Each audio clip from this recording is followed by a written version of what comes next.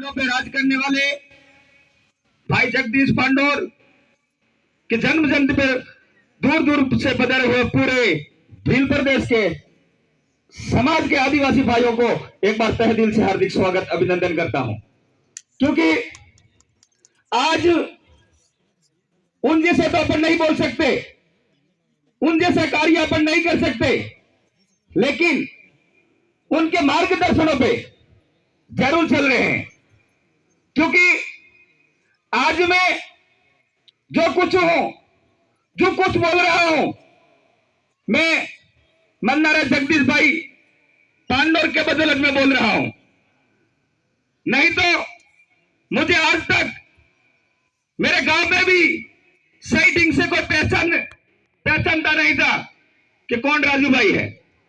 लेकिन आज हमारे वैचारिक गुरु हमारे बीच में नहीं रहे, लेकिन उनके जो भी अधूरे सपने हैं, उनकी अनुपस्थिति में सारे सपने पूरे कोशिश करने की कोशिश कर रहे हैं। लेकिन हमारा ही समाज के दलाल और हमारा ही समाज के अन्य कुछ व्यक्ति हमें कई कई प्रकार से टॉर्चर करके हमारे समाज को तोड़ने का काम कर रहे हैं।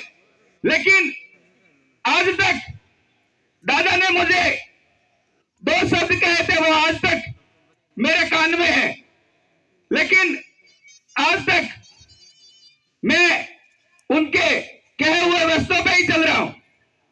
उन्होंने कहा कि आज आप कोटा में अकेले हो, अगर कोई आपको डराता है, धमकाता है, तो आप उसे में अकेले हो तो चुपचाप निकल जाना और मुझे बाद में आके कॉल करना कि कौन कौन व्यक्ति थे। आपके बीच में किसी भी समय आवश्यकता पड़ेगी तो मैं आपके बीच में उपस्थित रहूंगा। लेकिन बड़े दुख के साथ में कहना पड़ता है कि वास्तविक में आज भी मैं कोटा में अकेला हूं। लेकिन उनके सपनों में हमारे कई प्रकार के रोड आ रहे हैं, लेकिन उन रोडों को भी एक समय तोड़ के हम उनको जाने के बाद अंदर से टूट गए हैं, लेकिन बिखरे नहीं है।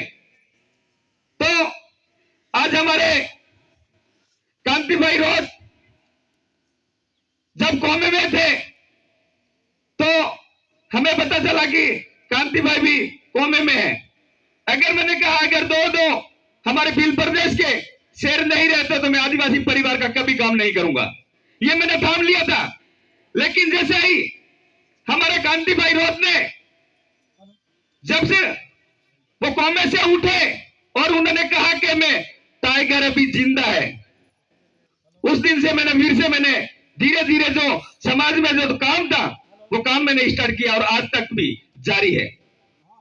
तो मैं दादा मेरी बात को विराम दूंगा, लेकिन कांति भाई आपको मैं जो एक सच्ची घटना अभी 10 दिन पहले हुई है वो मैं आपको अवगत करवाना चाहता हूं, ताकि जो हमारे भील प्रदेश के जो हमने विधानसभा में आवाज पहुंचाई है उनके तक आपको आवाज पहुंचाना कि अभी हमारे यहां बात बना नहीं है, लेकिन जो डूब क्षेत्र में यहां जो नीम आएगी वहां पे काम स्टार्ट होगा। यूं करके जो अपने आदिवासी परिवार की टीम काम करती है वो टीम इस पंडाल में होती है, लेकिन वो गुजरात चली गई है। वो गुजरात चले जाने के बाद वहां एक अपने आदिवासी समाज के भाई के साथ में एक घटना होती है कि उसकी घरवाली अच्छी थी, तो क्या पता किसकी नजर उसके बुरी लगी और उन दोनों व्यक्तियों को मार के फंदे पे लटका दिया। तो दादा अभी तक तो हमारा बात भी नहीं बढ़ा है और वहां हम खाएंगे क्या यूं करके वो गुजरात गए। अगर वो गुजरात नहीं जाते तो आज वो बंडल में होता। वो गुजरात जाने के बाद उनकी फांसी लटका के उनको दोनों को मार दिया और कहते हैं कि तो वहां से आए थे काम करने के लिए और ये तो बहाना बना के ये दोनों लटक गए हैं। दादा कैसे लटकेंगे? आज बात भी नहीं बढ़ा है, वहां हमारे लोग जा रहे हैं, मजदूरी पे उनको मार दिया जाता है। तो दादा कुछ कीजिए। हमने मंत्री साहब को अवगत करवाया, मंत्री साहब ने कहा कि आप मुआवजे के लिए तैयार रहो, बात के लिए बात मत करो। तो हमारा जो वोट देने से क्या मतलब रहा, लोगों की जो भावनाओं के साथ में इन्होंने खिलवाड़ किया। उन्होंने कहा कि अगर हम यहां से मंत्री बन जाते हैं तो आपका बाद निरस्त करवा देंगे, लेकिन उन्होंने लोगों के साथ यहां से खिलवाड़ किया है सीने से, और कहते हैं कि हम मुआवजा की मांग करो और तुम्हारे को पाली सिरोही जिले में हम बिठा देंगे।